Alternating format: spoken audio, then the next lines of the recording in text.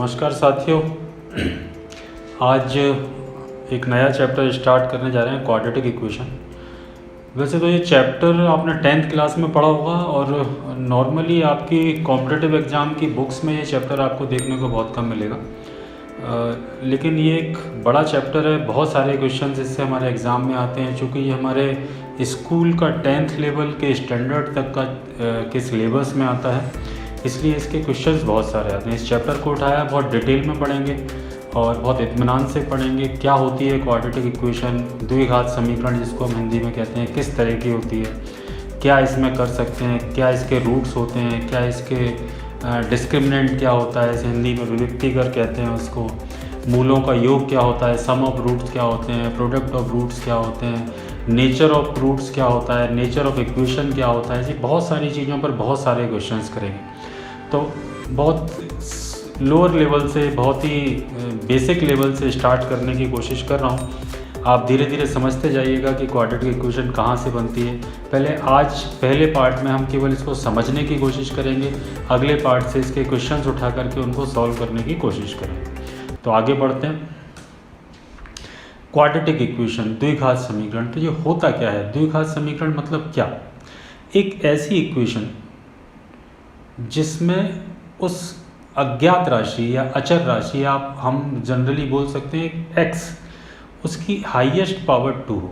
एक ऐसी इक्वेशन जिसमें x की पावर 2 हो। जब अचर राशि को जनरली हम x ही मान लेते हैं, y भी ले लेते हैं, कई बार a ले लेते हैं।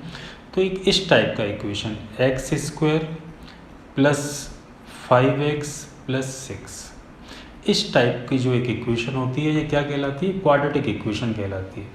क्या शर्त है इसकी? इसकी शर्त है कि इसमें x का मान, x की पावर हाईएस्ट कितनी होनी चाहिए? 2 होनी चाहिए। और उसके बाद x की पावर डिसेंडिंग ऑर्डर में होती है। x की पावर 1 है और यहाँ पर कुछ नहीं लिखा है, इसका मतलब ये x की पावर 0 है। x की पावर 0 मतलब 1 होता है, तो इसको लिखते नहीं, है ना।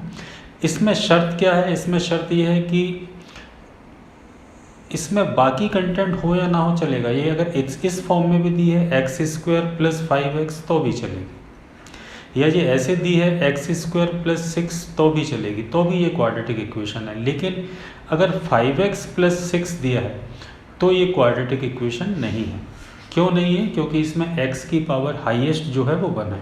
तो ऐसे सारे इक्वेशंस, ऐसे सारे समीकरण जिसमें x की पावर हाईएस्ट कितनी हो? 2 हो, वो क्वाड्रेटिक इक्वेशन कहलाती है। अब जब हम इस इक्वेशन को हल करते हैं, आप जनरली, हम सभी को इसको कहीं ना कहीं पर हमने देखा है और कभी कैसे ना कैसे हम इसको फैक्टर मेथड से, श्रीधराचार्य मेथड से हल करना जानते हैं।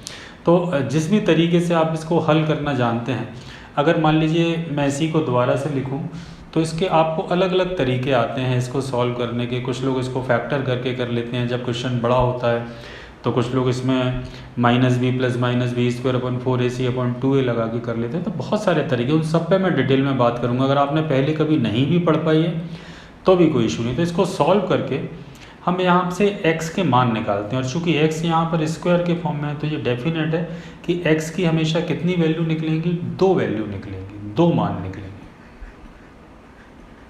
तो जो वैल्यू निकलती है, इसको हल करने पर इसके जो मान निकलते हैं उनको बोलते हैं रूट्स। हिंदी में बोलते हैं इनको मूल।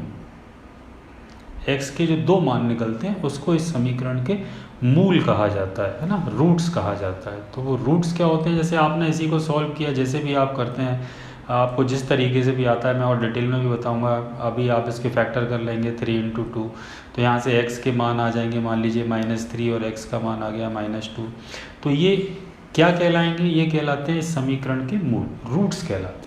ठीक है, इन्हें अल्फ़ा और बीटा से जनरली इंडिकेट करते हैं। अल्फ़ा और बीटा, चूँकि 2 होते हैं, एक को अल्फ़ा से इंडिकेट करते हैं, एक को बीटा से इंडिकेट करते हैं। ये क्वाड्रेटिक इक्वेशन का मूल मंत्र है।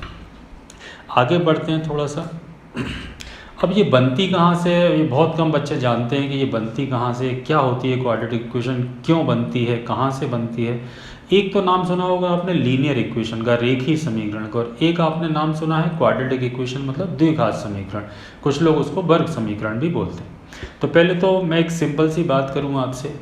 ये x एक्सिस और y एक्सिस है, इसको आप पहचानते हैं। ये x अक्ष है, ये y अक्ष है, सॉरी उल्टा कर दिया मैंने। ये x एक्सिस है और ये y एक्सिस है। तो एक अगर कोई सीधी सरल रेखा x और y पर, यहाँ पर ये x नेगेटिव है, यहाँ पर x नेगेटिव होता है, यहाँ पर y नेगेटिव होता है। तो x और y एक्सिस पर अगर कोई सरल रेखा दोनों को टच करते हुए जाती है, यहाँ पर देखिए ये x को 3 पे टच कर रही है, 1 2 3, और y को ये 2 पे टच कर रही है।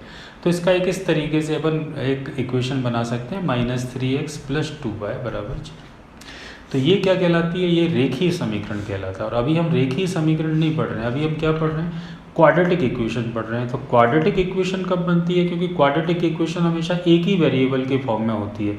आपने जनरली देखा होगा x² + 5, ऐसा नहीं होता कि x² + 5, ऐसा नहीं होता, एक ही वेरिएबल के फॉर्म में होती है। तो क्वाड्रेटिक इक्वेशन बनने का सिद्धांत क्या है वे भी मैं आपको समझाता हूँ। देखें, क्वाड्रेटिक इक्वेशन बनती है जब एक पैराबोला x एक्सिस पर या y एक्सिस पर दो बिंदुओं को टच करते हुए जाता है। पैराबोला, अगर आपने 11th में आपके पास मैथ्स होगा तो आपने एनसीईआरटी में पैराबोला पढ़ा होगा। परवलय क्या होता है?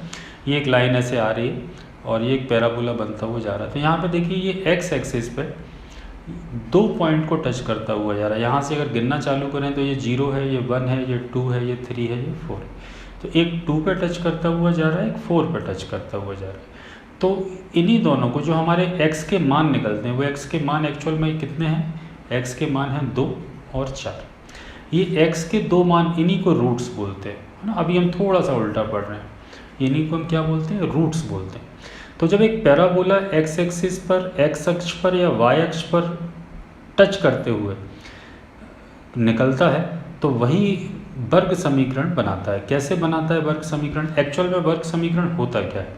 वर्ग समीकरण हमेशा इस फॉर्म में होता है, ax² + bx + c। ऐसा आप सभी लोग जानते हैं। या इसको मैं दूसरे तरीके से कहूँ तो वर्ग समीकरण क्या होता है? तो वर्ग समीकरण होता है, इसको मैं दूसरे तरीके से कहूँ तो ये होता है x² - सम ऑफ रूट्स। ये अगर आपको नहीं पता हो तो इसको नोट कर लीजिएगा, प्लस प्रोडक्ट ऑफ रूट बराबर 0। ये किसी भी क्वाड्रेटिक इक्वेशन को बनाने का तरीका। अगर हमें उसके रूट्स पता है तो हम क्वाड्रेटिक इक्वेशन बना सकते हैं, और अगर हमें क्वाड्रेटिक इक्वेशन पता है तो हम इसके रूट्स निकाल सकते हैं। तो अभी हमें दोनों इसके रूट्स पता हैं। देखिए पैराबोला किस किस पॉइंट को टच करते हुए गया है? 2 को और 4 को। मतलब x के दो मान कौन कौन से हैं? 2 हैं और 4 हैं। तो इनको किस तरीके से रख सकते हैं? ये भी सिंपल सी शुरुआत कर रहे हैं, ये होल एंड नहीं है, ये होल कॉन्सेप्ट नहीं है। ये हम धीरे धीरे से आप किस तरीके से सीख सकते हैं, उसके लिए मैं आप क्या प्लान कर सकता हूँ, आपको किस तरीके से इसमें इन्वॉल्व कर सकता हूँ, वो मैं कराने की कोशिश कर रहा हूँ।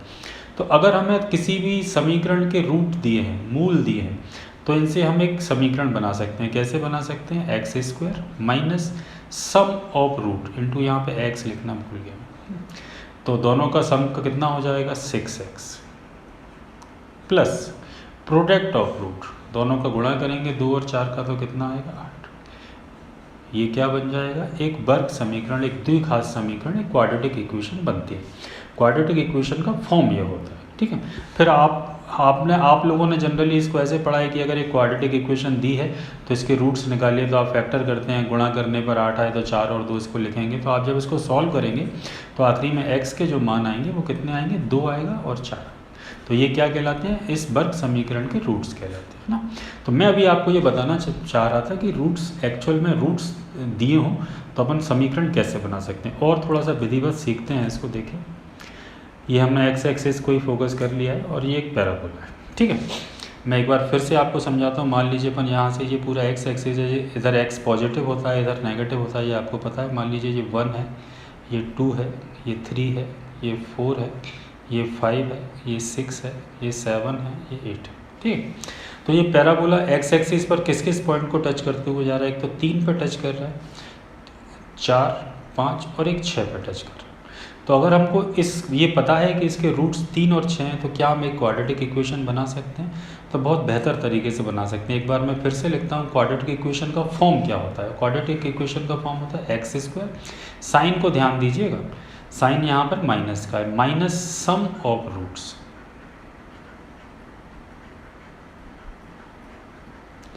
Plus product of root. इस तरीके से ये क्वेश्चन भी बन जाता है। कभी आपको दो रूट दे दिए कि अल्फ़ा और बीटा का मान अगर 3 और 6 है तो बताइए कि इक्वेशन क्या होगी, 4 ऑप्शन दिए होंगे, तो आपको ये पता होना चाहिए। तो अपन क्या करेंगे, रूट क्या है, यहाँ पे मैं रूट अलग से लिख देता हूँ। रूट जहाँ पर जिस पैराबोला ने जिस जिस पॉइंट पर टच किया है वो इसके रूट्स हैं। एक 3 है और एक 6। तो अपन बनाते हैं क्वाड्रेटिक इक्वेशन। कैसे बनेगी, X square minus sum of root, मूलों का योग। मूल कितने हैं, 3 और 6, दोनों का योग। फिर से मैं x लिखना भूल गया, एक बार ब्रैकेट लगा दूँ। ये इसको x को जरूर नोट किएगा। सम ऑफ रूट में x का इंटू होगा, प्रोडक्ट ऑफ रूट सिंगल होगा। 3 और 6 का को जोड़ेंगे तो 9x प्लस दोनों का गुणनफल। मूलों का प्रोडक्ट का मतलब गुणनफल है ना, मल्टीपल ऑफ रूट्स भी लिख सकते हैं, मल्टीप्लिकेशन ऑफ रूट। 3 6 18 बराबर 4। तो बनती कहाँ से, अभी हम डिस्कस केवल इतना कर रहे हैं कि क्वाड्रेटिक इक्वेशन कैसे बनाई जाती है। जब हमें ये पता हो कि भाई कैसे बनाई जाती है तो फिर उसको तोड़ना हमारे लिए आसान होगा, है ना।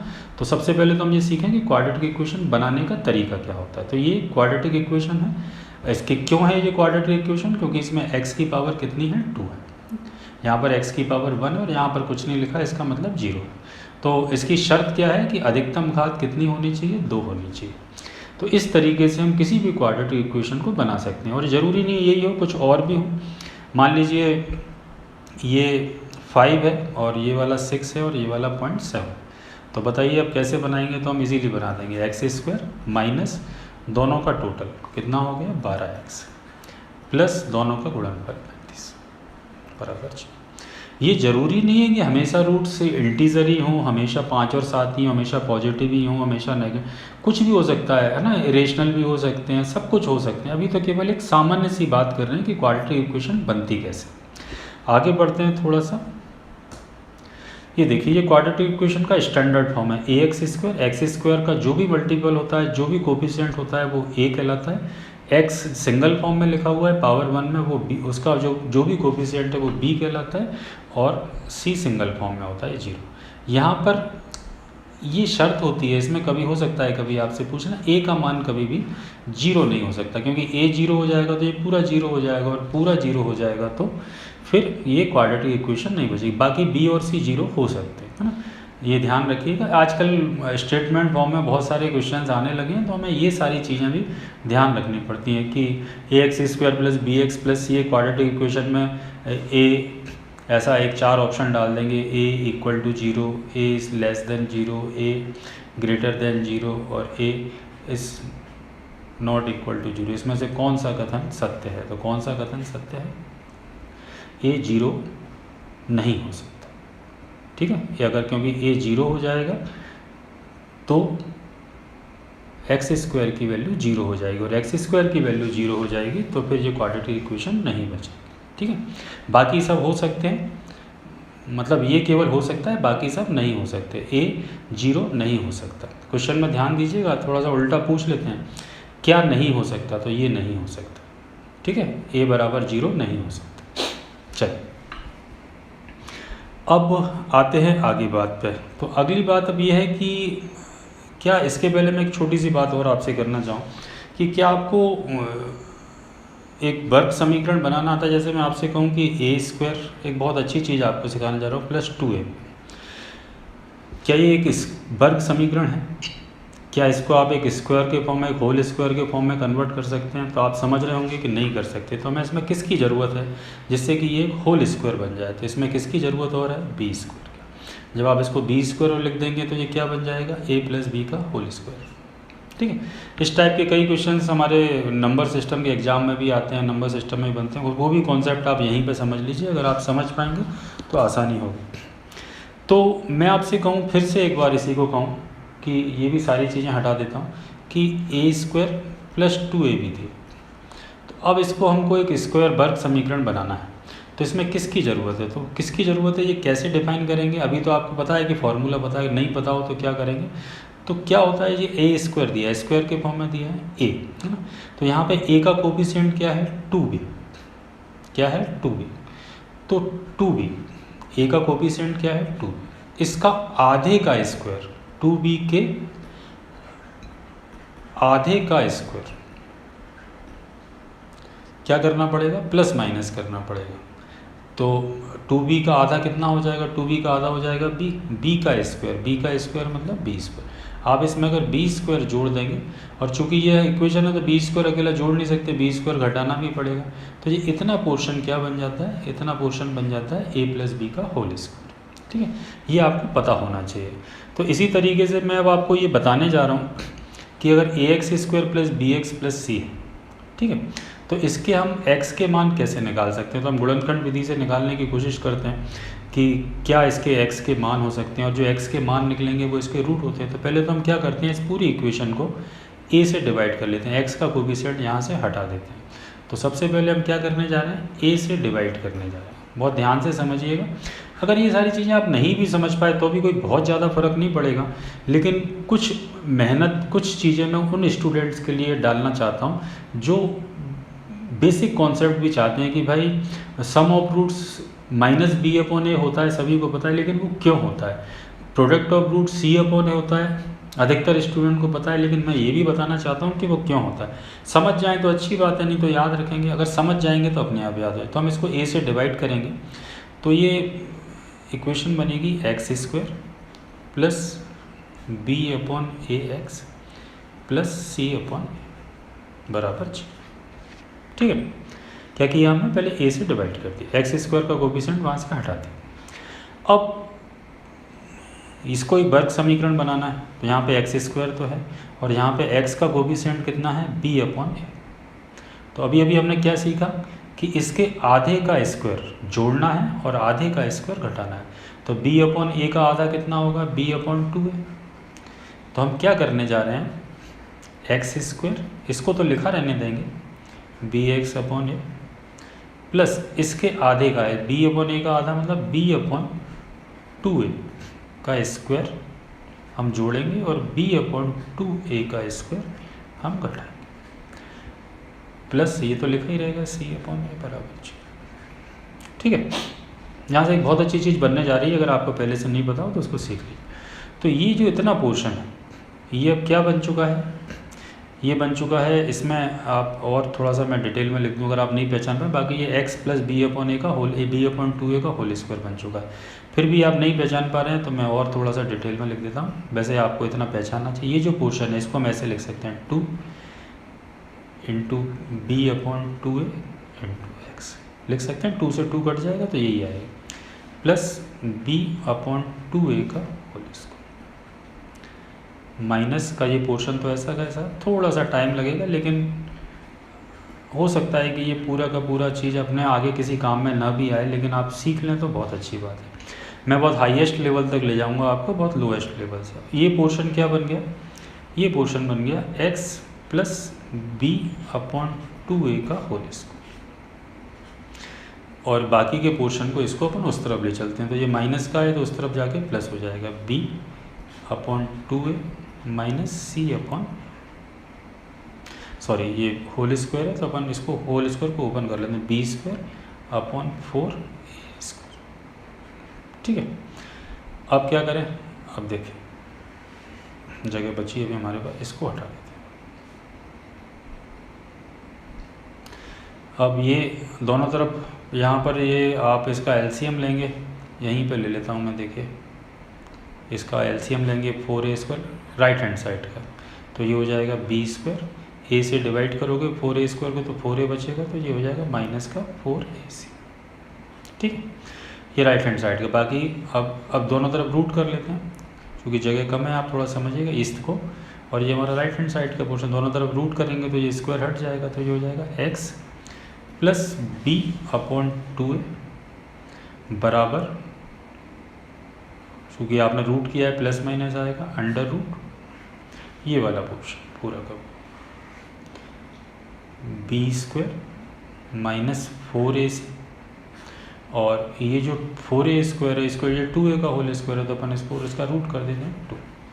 ठीक है, ये प्लस का है तो ये b अपॉन 2a अपन उस तरफ ले चलते हैं, x बराबर माइनस का b upon 2a plus minus under root B square minus 4ac upon 2। 2a दोनों का एलसीएम है, बराबर में आ जाएगा। तो x की वैल्यू कितनी आ जाएगी, x बराबर minus B plus minus under root B square minus 4ac upon 2। तो मेरे ख्याल से आप इसको बहुत अच्छे से पहचान रहे हैं। ये कौन सी विधि है x के मान निकालने की, ये है श्रीधराचार्य मेथड। कौन सा मेथड है, श्रीधराचार्य, है ना। इसको और अच्छे से देखते हैं अपन अगले पेज पे। ये देखिए x का मान निकलता है minus B plus minus under root B square minus 4ac upon 2। Page को फिर से एक बार बैक करके अगर देख लीजिए कैसे निकला, तो बहुत ही कम लोगों को और भी कुछ तरीके हो सकते हैं इसको निकालने के, लेकिन मैं आपको ये बताना चाह रहा था कि इस फॉर्मूले को आप याद कर रहे हैं, बहुत अच्छी बात है, लेकिन आपको पता हो कि x की value minus B plus minus under root B square minus 4ac upon 2a क्यों होती है। तो यहाँ पे चूँकि प्लस माइनस लगा हुआ है, तो प्लस माइनस लगा हुआ है, इसका मतलब x के दो मान निकलेंगे, एक प्लस और एक माइनस, और जो x के दो मान निकलेंगे उनको हम क्या बोलते हैं, रूट्स बोलते हैं, और उनको हम किससे इंडिकेट करते हैं, अल्फ़ा से और बीटा से। तो देखिए एक मान को अपन यहाँ पे प्लस लेके सॉल्व कर लेते हैं, प्लस है यहाँ पे ये वाला पोर्शन, और एक को अपन माइनस लेके सॉल्व। तो एक तरीका है, ये संपूर्ण तरीका नहीं है। इस तरीके का यूज हम जब हमको रूट्स एक्चुअल में निकालने होते हैं, कई बार क्वाड्रेटिक इक्वेशन एक अलग चीज़ है, लेकिन क्वाड्रेटिक इक्वेशन का यूज मैथ्स में बहुत जगह होता है। तो तब जब कहीं फंस जाते हैं, जब कहीं पर हमसे फैक्टर करते नहीं बन रहे होते हैं, बहुत सारी चीज़ें होती हैं, तो आखिरी में हमें इसी रूट पे आना पड़ता है। तो ये भी हमें पता हो कि दो मूल निकलेंगे, पहला मूल अल्फ़ा, दूसरा मूल बीटा, दो रूट निकलेंगे, माइनस बी प्लस, एक बार प्लस लेके निकालेंगे, एक बार माइनस लेके निकालेंगे, ठीक है। यहाँ पर हम मान रख देते हैं, तो x और अल्फ़ा और बीटा की वैल्यू x के दो मान आ जाते हैं। अब थोड़ा सा इसके आगे बढ़ें तो फिर अगली चीज़ आती है कि सम ऑफ रूट्स क्या होगा। जब हम अल्फ़ा और बीटा को जोड़ेंगे तो ये क्वेश्चन आता है एग्ज़ाम में, सम ऑफ रूट्स। बहुत सारे लोगों को हो सकता है बताओ sum of roots minus B upon A होता है, अच्छी बात है। तो ये कहाँ से होता है, कैसे होता है, इसको भी अपन थोड़ा सा डिफाइन कर लेते हैं। तो पहले आते हैं अपन sum of root. Sum of root मतलब जो आपने अल्फ़ा और बीटा की वैल्यू निकाली उनका योग क्या हो, मूलों का योग क्या हो। तो हमने यहाँ पर देखिए दोनों को रख दिया, अल्फ़ा प्लस बीटा, ये अल्फ़ा का मान है, यहाँ पे प्लस लेके रख दिया और यहाँ पे माइनस लेके रख दिया। दोनों को जोड़ेंगे तो क्या होगा, तो 2a दोनों का एलसीएम है तो 2a आ जाएगा, ठीक है। और ये प्लस का है, या मैं लिख देता हूँ minus B plus under root B square minus 4ac, ये माइनस हो जाएगा माइनस बी, और ये माइनस का बी स्क्वायर माइनस 4ac, ये कट जाएगा।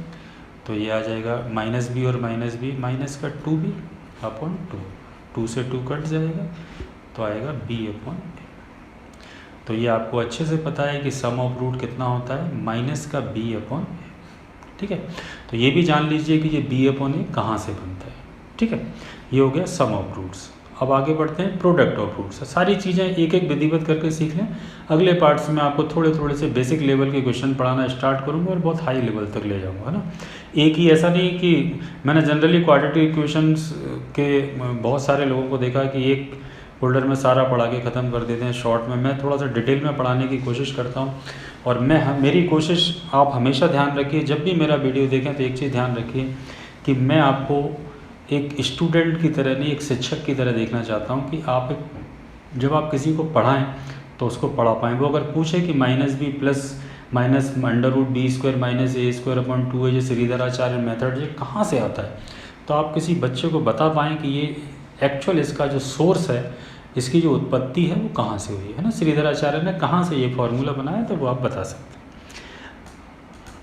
अब आते हैं अपन product of roots. Product of roots मतलब वही दोनों प्रोडक्ट, अपने जो रूट्स हैं अल्फ़ा और बीटा, उनका मल्टीप्लिकेशन करेंगे तो क्या बनेगा। तो देखिए मल्टीप्लिकेशन करते हैं, यहाँ पर अल्फ़ा और बीटा का हमने n2 किया, प्रोडक्ट निकालना है, दोनों का गुणा किया, गुणा करेंगे तो क्या होगा, गुणा करेंगे तो ये a प्लस बी और ये a माइनस बी का फॉर्म बनेगा। नीचे तो 4a स्क्वायर हो ही जाएगा, नीचे का तो कोई दिक्कत ही नहीं। ये थोड़ा सा लंबा जाता है, इसको थोड़ा सा समझना पड़ेगा।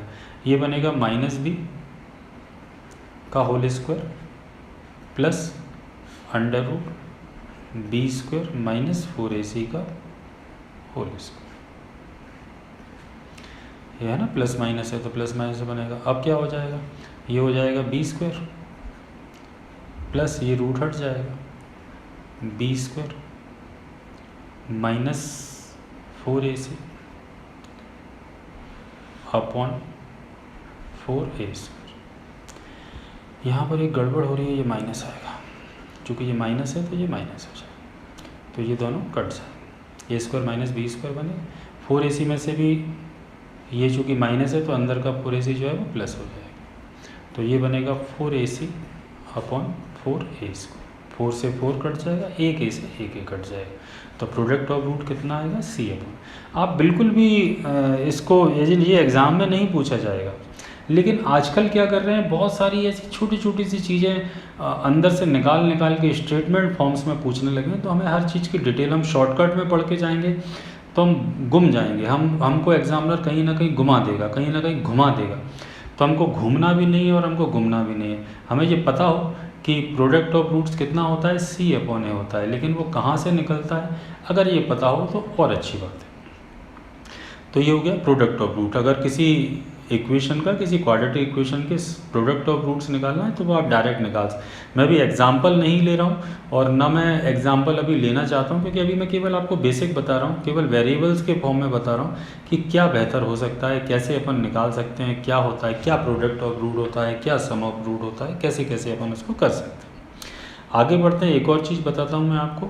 अब आता है डिस्क्रिमिनेंट। ये भी बहुत इंपॉर्टेंट चीज़ है, आपने जनरली 10th क्लास में पढ़ा होगा। तो ये हमारा जो पूरा फॉर्मूला है, यहाँ से हम अल्फ़ा और बीटा के या एक्स के दोनों मान निकालते हैं, minus B plus minus under root B square minus 4ac upon 2।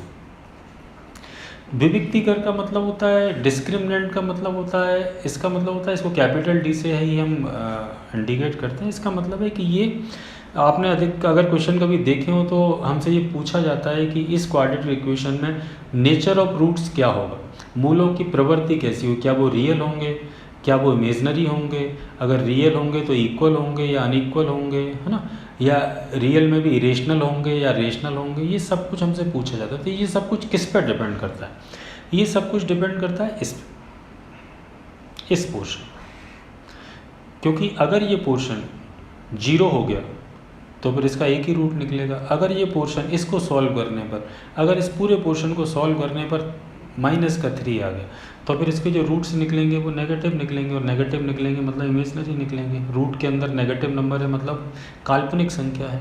अगर इसका रूट अंदर की बी स्क्वायर माइनस 4ac मान लीजिए 16 हो गया, तो 16 का रूट निकल आएगा, 16 का रूट 4 हो जाएगा, तो इसके 2 रूट निकल आएंगे, इंटीजर में निकल आएंगे। अगर इसका रूट अंदर 5 आ गया तो रियल तो निकलेंगे, लेकिन रियल में भी इरेशनल निकलेंगे। तो ये बहुत सारी कंडीशंस क्या होती हैं, ये क्या होता है, किस तरीके से इसको अपन डिस्क्राइब करेंगे, डिस्क्रिमिनेंट होता क्या है। तो डिस्क्रिमिनेंट को डी से इंडिकेट करते हैं, और ये रूट भी यहाँ पर मैं हटा दूँ तो डिस्क्रिमिनेंट की वैल्यू केवल बी स्क्वायर माइनस 4ac होती है। तो किसी भी क्वाड्रेटिक इक्वेशन का डिस्क्रिमिनेंट मतलब उसकी दिशा निर्धारित करने वाला जो पोर्शन है वो होता है बी स्क्वायर माइनस 4ac, केवल इतना, ये वाला पोर्शन। इसमें भी रूट तो बात की बात है, रूट तो फॉर्मूले में लगा है, केवल इतना बी स्क्वायर माइनस 4ac। तो किसी भी क्वाड्रेटिक इक्वेशन का डिस्क्रिमिनेंट अपन कैसे डिसाइड कर सकते हैं, क्या होता है, जैसे मैं आपको एक एग्जांपल भी बताता हूँ। जैसे हमको एक इक्वेशन दे दी X square plus 5x plus 6 बराबर 0, और हमसे पूछा गया कि इसका डी क्या होगा। तो हम बहुत आसानी से निकाल सकते हैं। पहले तो आपको ये पता हो कि कोई भी quadratic equation ax square plus bx plus c के फॉर्म में लिखी होती है, मतलब एक्स स्क्वायर का जो भी कोफिशिएंट है, कुछ नहीं है तो 1 है, तो यहाँ पे एक ही वैल्यू 1 है। x का जो कोफिशिएंट है वो b है, तो b कितना है 5, और जो सिंगल फॉर्म में लिखा हुआ है, यहाँ पर x नहीं लिखा हुआ, नॉन वेरिएबल है, केवल नंबर फॉर्म में लिखा हुआ है कॉन्स्टेंट में, वो c, तो c कितना है 6। तो हमको d निकालना है, तो हम क्या कर सकते हैं, d निकालने के लिए रूट का साइन यहाँ पे गलत लग गया, इसको आप हटा देना, ठीक है। तो बी स्क्वायर मतलब 5 का स्क्वायर माइनस 4 इंटू 1 इंटू 6, तो d बराबर 25 माइनस 20। तो एक छोटा सा क्वेश्चन आ जाता है कि कोई क्वाड्रेटिक इक्वेशन दे देंगे तो उसका डिस्क्रिमिनेंट क्या होगा, तो उसका डिस्क्रिमिनेंट, इस क्वाड्रेटिक इक्वेशन का डिस्क्रिमिनेंट क्या होगा, इस क्वाड्रेटिक इक्वेशन का डिस्क्रिमिनेंट होगा 1, ठीक है।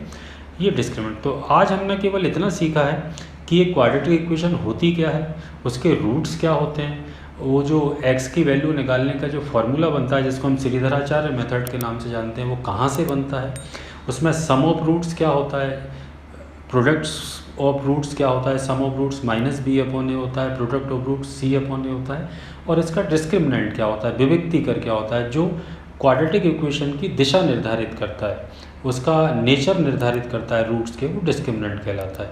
तो इस पोर्शन के लिए आज हम इतना ही पढ़ रहे हैं। अगले वाले पोर्शन में मैं इन पर कुछ क्वेश्चंस कराऊंगा और अपन डिटेल में चलेंगे, बहुत हाई लेवल तक जाएंगे, बहुत लो लेवल से हाई लेवल तक पढ़ेंगे।